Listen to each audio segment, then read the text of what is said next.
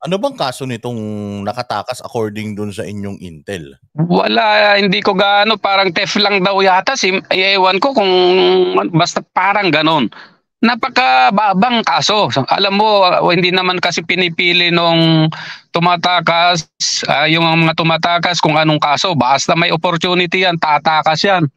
So ibig ko sabihin, walang plano itong sila General Katapang na i-inform talaga ang publiko. Kasi walang lumalabas ngayon eh, as of now, as of this recording. Wala siguro, tol. Hindi ko, siguro wala silang plano.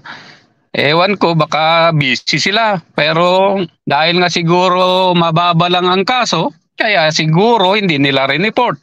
Hindi ko alam. Basta natakasan din siya. Pero hindi lang yun kasi yung yung repling pumutok doon, M16, sabi ni Kung Tolfo, yung pumapasok mga droga, wala na akong kwenta. Ano pang silbi? Nakakawalang gana nga dahil nga itong BBM administration ay walang reaksyon sa mga negative na nangyayari. Kaya napanood ko nga yung yung vlog ngayon ni Marlica na sinasabi yata ni FPRRD, parang nananawagan ng magsalita mga tao, parang ganun ba? Ayun, kung halimbawa, ganyan na nangyari, no? Kasi meron nang sinabi si PRD na magyayaya siya, magtatawag siya sa lahat ng mga mamamayan na mag-ingay. Kung sakaling dumating tayo sa punto na ganun, dinedman nila yung panawagan ni PRD na magpa-audit at maglabas ng kanilang mga gastos diyan sa Kongreso, sa Senado. Hanggang saan po ang magiging commitment ng isang DG Bantag kung sakaling matuloy yan? Alam mo, kapag nagkagulo, utang ina, doon natin makikita. Kasi mahirap yung Hindi naman kasi tayo politika na nangangako. Basta tayo, gumagalaw tayo, gagawin natin, makakaya natin. Makikita natin pagdating ng tinatawag na oras na para magpakita ng dapat ipakita. Pero count me in, sabi nga. Go ahead. Ano yun, tol? Sabi ko nga, sobrang delikado ng mga nangyayari pala talaga ngayon, Ay, oo. Alam mo, may nabasa nga akong article tungkol sa impeachment. Ngayon, tinignan ko doon mga impeachable offenses. Hindi naman ako abogado Hindi naman tayo abogado para i-discuss ito. Pero itong betrayal of public trust kasi na ito, sa dami ng nangyayari na walang ka-aksyon itong si PBBM, hindi ba betrayal of public trust yun? Di ba? Itong si Boying na wala ng katiwa-tiwala mga tao. Yung smuggling na na-involve, sabi nila, si Lisa mismo. Yung Martin Romualdez, yung Mr. Ma, bla bla bla. Mga smuggling. Bakit sinasabi niya sa zona niya na may araw, nabibilang na mga araw nyo, putang ina. Bilang ba? Baka nagbibilang ng ilang taon, 8 years siguro. Pag wala na sila. Diba? Betrayal of public trust yan. Ang dami. Sa Mindanao. Sasabihin bang, ay nako.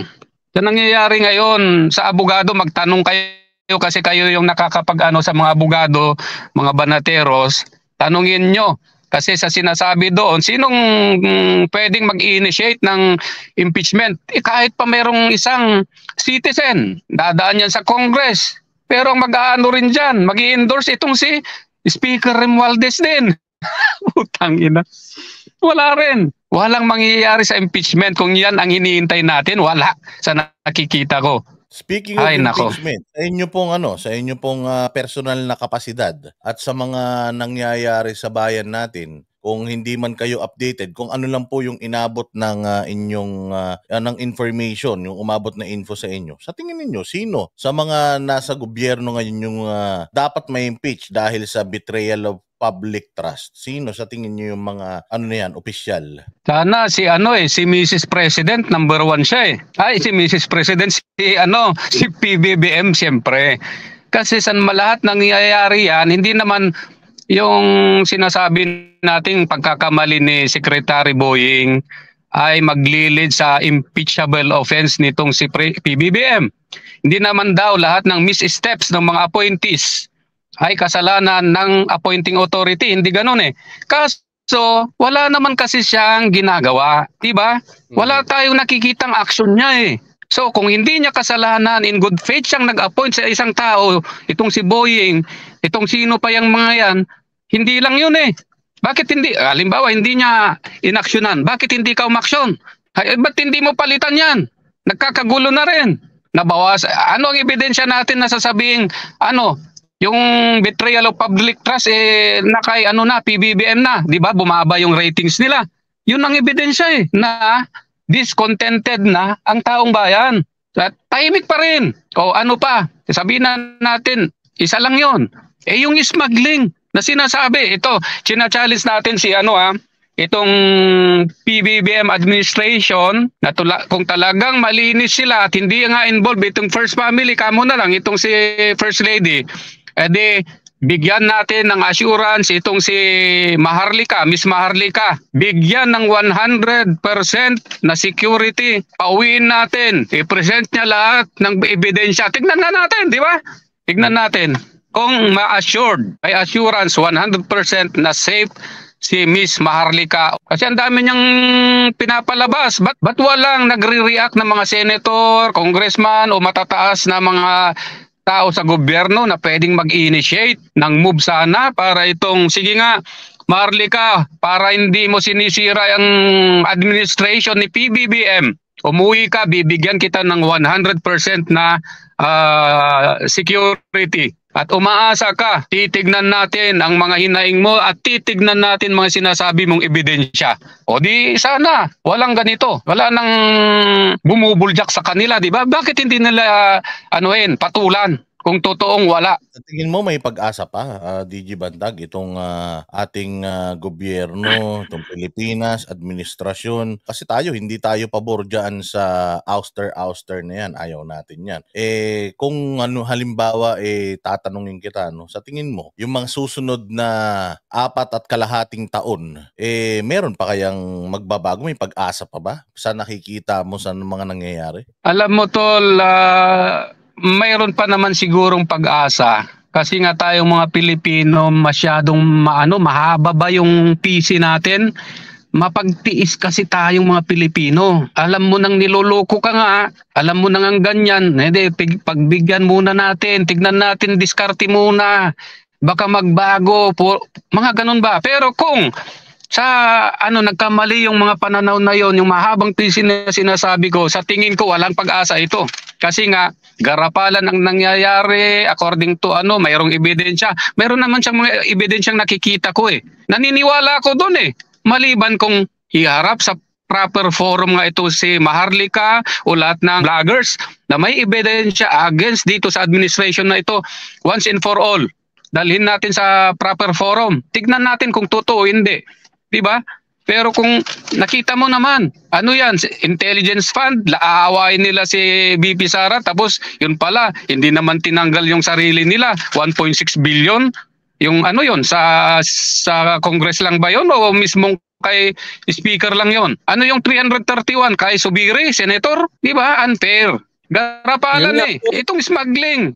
Ano pa yung sabi ni Buljak, Maharlika, yung tama yung pagkarinig ko, pera ni First Lady dadalhin sa offshore accounts nila. Matanong ko lang po yung patungkol dito sa confidential funds. Meron nga silang sinasabi dito sa kay pangalawa na to actually dahil may binanggit si kamakailan na naka-meeting namin to si Mayor Magalong dito nga sa Manila Hotel. Tapos pinasabog ito ni Mayor Magalong na corruption dyan sa Congress. At binanggit din ito ng maraming vloggers na meron din namang extraordinary funds naman itong sa Congress. So parang tumutog pa.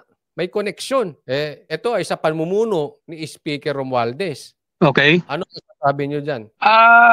Sabi ko nga, katulad kanina, hindi ko alam talaga yung confidential yan, fund nila o yung extraordinary expenses or what. Hindi ko talaga alam yan. Pero kung yung kinasabi kasi nung una ni Mayor Magalong na yung alam ko kung sino yun tinutukoy niya, yung congressman sa Benguet yata yun Hindi naman sinabi mismo kasi ni Mayor yun. Nasabi ko lang ito haka-haka ko lang din kasi yung mga project ng congressman doon ay very evident naman. Kitang-kita naman project niya. Yun mga sinasabi niya noon. Pero iba pa pala itong confidential fund na yan. Bago tayo magtapos, baka lang kasi syempre alam naman natin yung perceived ng media sa inyo o dahil lalo na ngayon na kayo ay nagtatagpo. Kasi kung kami, sana sumuko na kayo para talagang matapos na to. O, hindi ba? Pero kayo, ano bang masasabi ninyo sa mga tao? Bago magtapos siguro tol ito, kunin ko yung opportunity na rin na magpasalamat sa lahat ng mga sumusuporta sa akin, kay Mr. Bantag, sumusuporta at saka yung mga hindi sumusuporta dahil nga nagdududa sila kung talagang ginawa ko o hindi daw, sumuko na daw ako. Paunawa lang po sa inyo. Kung kayo man ang nasa kalagayan ko na ang nagkaso sa akin, wala pang ang preliminary investigation, sabihin nilang solve na yung case, ako yung mastermind at ako na talaga nagpapatay, wala pang hearing sa korte, wala pang preliminary investigation. Judge na ako guilty, ako nagpapatay, ako mastermind. Ano pa ang maaasahan ko? Nakita ninyo si General Palparan, nagdusa yan. Ang tagal niya, pumayat sa kulungan. Tapos, not guilty pala. Ganon din ba ang gagawin nyo sa akin? Di ba? Unfair naman. Sana tignan ninyo, bakit si Aguho noon nung tinatanong nung kinuha nitong si Rimulya, NBI kumuha. Nung tinanong ng media, saan po si PDL Aguho? Huwag kayong ganyan kasi parang ganun, delikado, hindi ko memorize. Pero nakita nyo, tinago nila sa Aguho. Bata niya yung pumatay. Alam naman natin yun eh. Lilalabas ko lang ito, hindi naman ito merit of the case ng kaso kasi putang ina, well-known facts na yan. Naka-record na nga sa YouTube yan. Inulit ko lang. Dahil nga, paano ako susuko kung ganyan naman ang sinasabing, hindi yung batas mismo kundi yung nagpapatakbo kasi ng batas ang wala akong respeto. Hindi yung batas na matagal na nating sinusunod. Hindi, nakita naman ninyo. Basta gusto niyang kasuhan, kahit hindi pwedeng kasuhan. Sige, basta i-file nyo. Gusto ko contempt, indirect contempt. Nung sabi niya, hindi pwedeng indirect contempt yan. Indirect contempt, puta na, parang student at teacher yung nag-uusap di ba? Parang papalusot. Indirect, sirit sir, hirit na. Anak ng teteng. Yun ba ang maharapin ko? Gusto nyo ba akong sumuko sa ganong tao, klaseng tao? Ano na ang ginawa sa akin? Nakita na ninyo, tambak ng tambak yung kaso ko. Dahil kay Dilimos din na ugali ng Dilimos na yan. Siyempre tao niya. Grabe. Ano masasabi niyo doon? Yung paano sinunog ni Senator Pimentel to si Secretary Boying? Ayun nga tol. Sabi ko, inuulit ko lang din naman ang sagot ko. Talagang nung napanood ko si Banat Bay, pati naman si Boss Dada, napanood ko yung mga reaksyon ninyo Pero nung sabi ni Banat Bay na naawa siya, totoo rin. Naaawa ako sa kanya. Sabi nga ng katabi ko, sabi niya, naawa ka pa sa kanya, ganyan na ginawa sa'yo. Hindi, talagang nakakaawa siya, pero siyempre nakakainis siya. Di ba? Putang ina niya. Parang ganun. Pero sabi ko nga, walang kwenta siya. Wala. Nagiging tyrant. Di ba? Tyranny ang lumalabas. Gusto niyang mangyari. So ano pong aabangan natin kay Sir Bantag? Okay. Alam nyo, ang aabangan ninyo sa akin, paglutang ko, hindi pagsuko. Dahil hindi naman ako habang panahon na sinasabi niyong magtatago. Tumatiming lang din naman ako. Anong laban ko? Dahil nalaban, papatayin na nga ako ng PNP. Nakita naman ninyo yung information. May assassination team nang nakatoka sa akin. Di ba? Paano kung sumuko ako, sasabihin ng laban yan? Wala akong maasahan nga. Pero in God's time, in due time, may iniintay ako na biyaya ng Diyos. Pag natuloy yon, siguradong lulutang ako. Ayun, yan po ang aasahan natin kay Sir Bantag. At maraming salamat po sa tiwala niyo sa Banateros Brothers, kay Banat Bay, Coach Oli, at siyempre Boss Dada TV. Maraming salamat po ulit, Sir Bantag. Hanggang sa muli po. Okay, Banateros Brothers, maraming salamat.